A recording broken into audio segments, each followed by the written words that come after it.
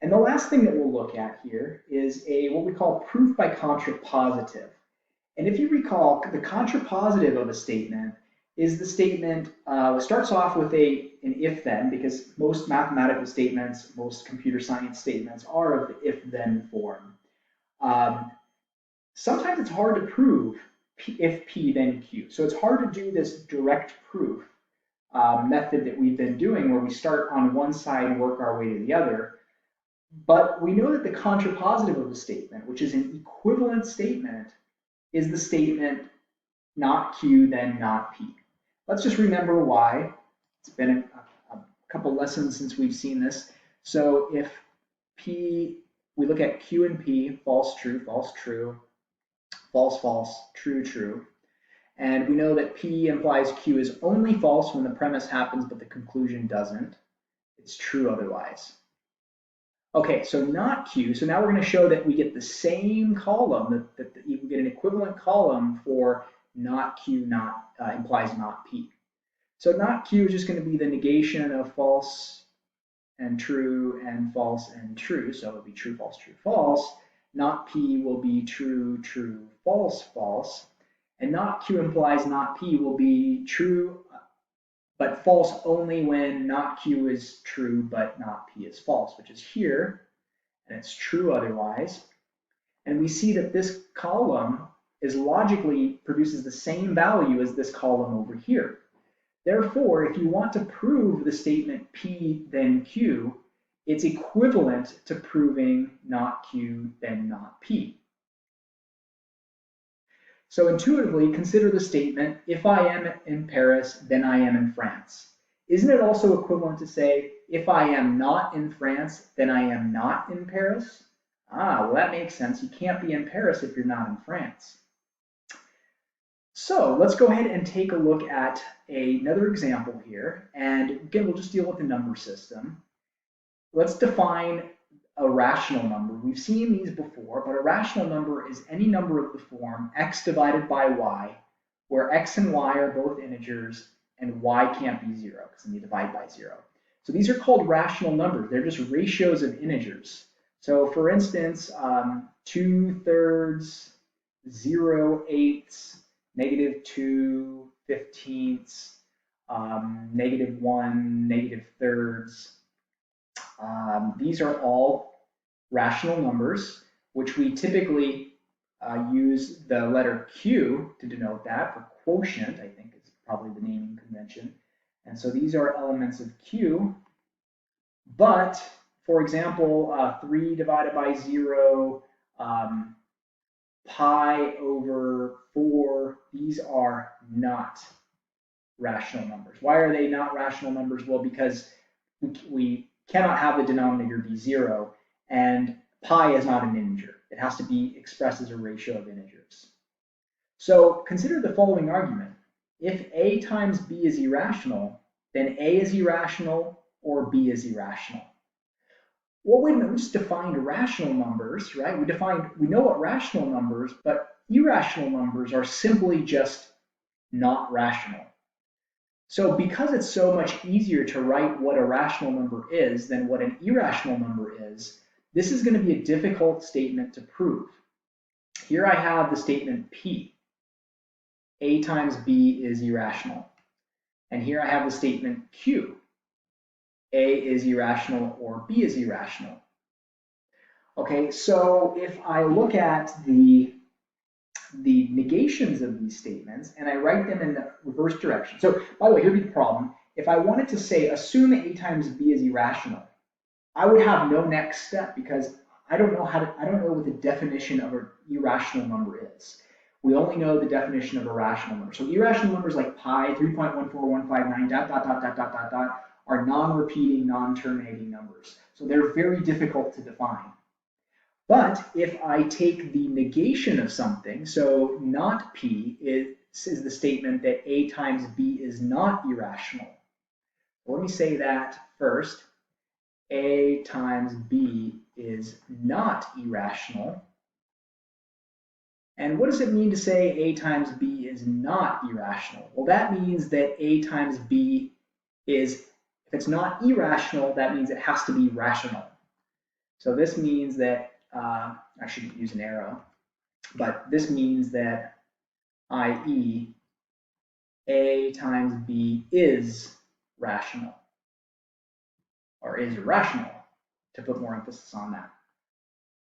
So that's the first thing we're going to need to do, because we're going to try to prove this by contrapositive, but to write it as contrapositive, we first need the negation of both of those statements. So not Q. Well, Q is a statement A is irrational or B is irrational. So not Q, I'm going to write it like this, is the negation of the statement A is irrational or B is irrational. Now, by De Morgan's law, if I have the negation of a disjunction, that is the same thing as saying it is not the case that A is irrational. So A is rational is the negation of that. And then if under De Morgan's law, the negation of an or is an and B is also rational. So we have to negate that statement. So B is rational.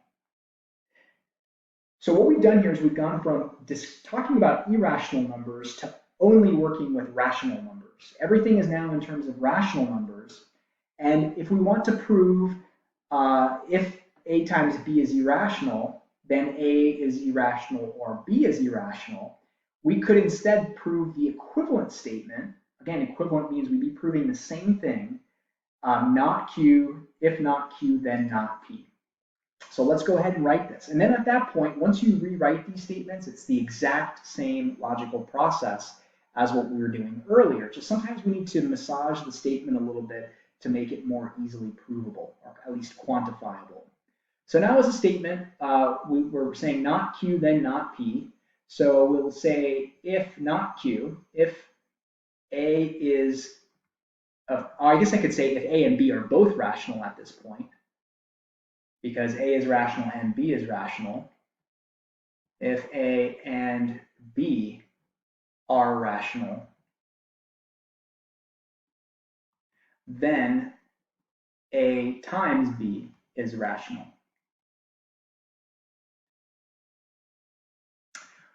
Okay, great. So I'm going to assume that A and B are rational.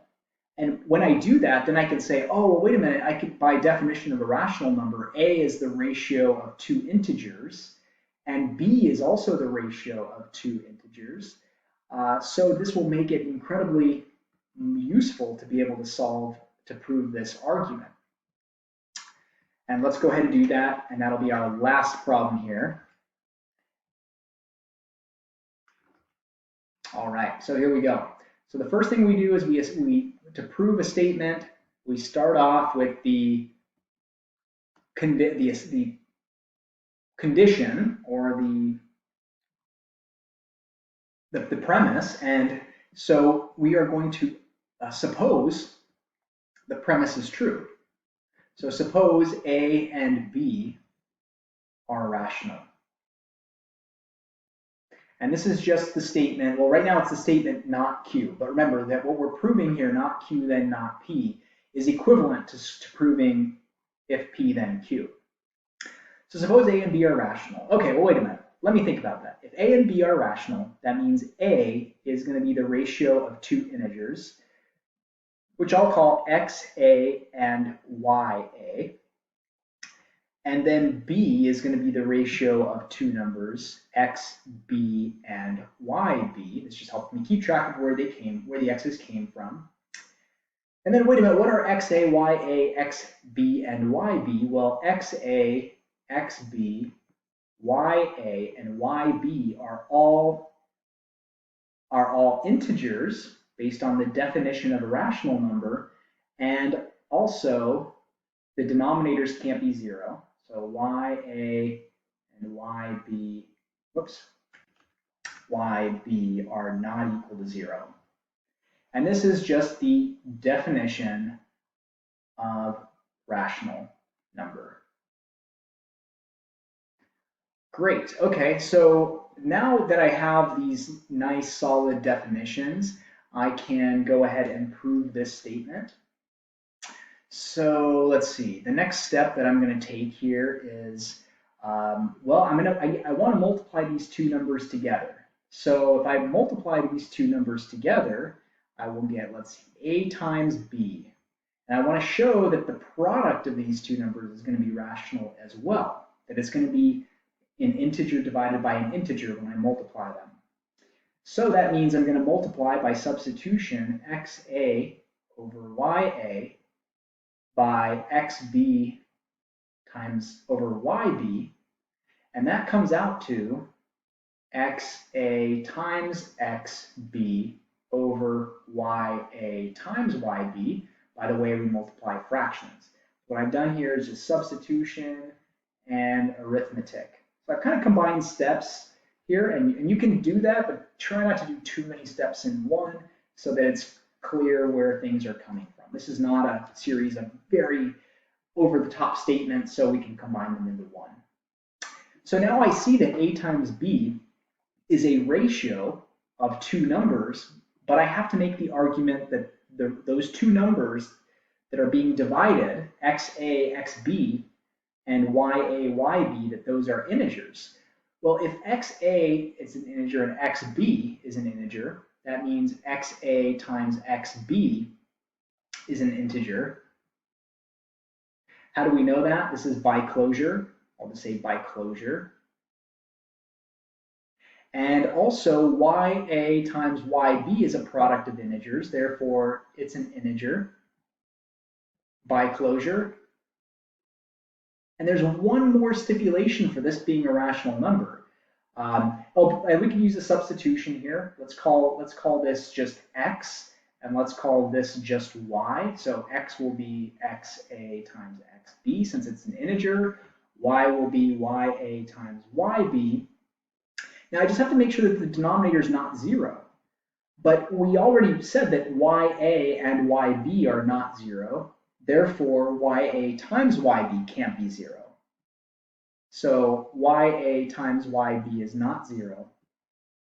So since ya is not equal to 0, yb is not equal to 0, ya times yb is not equal to 0, right? The only way for two numbers to multiply and give me 0 is for both of them to be 0. And, well, wait a minute, now we can write our really final step here, the one that I like to always do just to put a solid closure on this. So I see that a times b is the product, or is the ratio of x and y. And because it's the ratio of two integers where the denominator is not 0, this is a rational number by definition. And that's it. We've just proven our original statement. We have proven that if a times b is irrational, then a is irrational or b is irrational. It may not seem very gratifying that we proved that because we actually set out to prove it, but then we proved the contrapositive. However, again, the contrapositive is logically equivalent. So proving the contrapositive is the same thing as proving the original statement. And once the most challenging part about doing contrapositive is rewriting those statements. And then when you're doing the proof, then you're still doing a direct proof, but it's the direct proof after you've taken the contrapositive. So we'll go ahead and stop there.